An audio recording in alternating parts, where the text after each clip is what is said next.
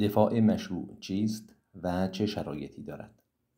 به موضوع دفاع مشروع در مواد 156 و 157 قانون مجازات اسلامی و ماده 15 قانون مسئولیت مدنی پرداخته شده است.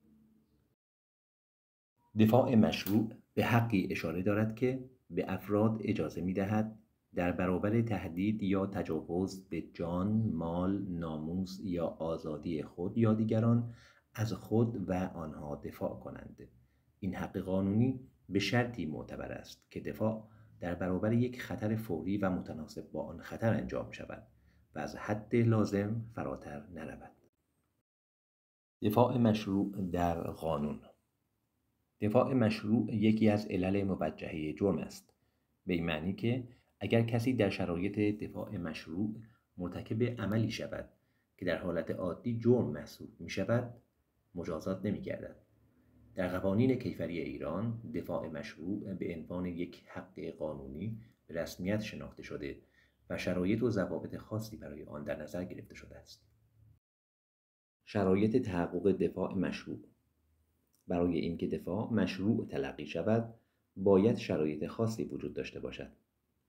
1. وجود خطر. باید یک خطر یا تجاوز بالفعل یا قریب الوقوع وجود داشته باشد که جان، مال، ناموس یا آزادی فرد یا دیگری را تهدید کند. 2. ضرورت دفاع. دفاع باید ضروری باشد، به این معنی که راه دیگری برای جلوگیری از خطر وجود نداشته باشد. 3. تناسب دفاع.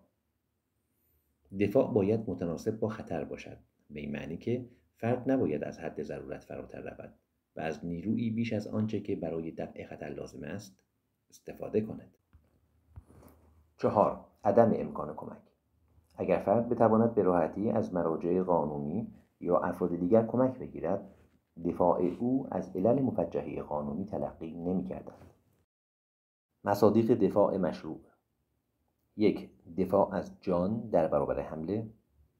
2. دفاع از مال در برابر سرقت یا تخریب.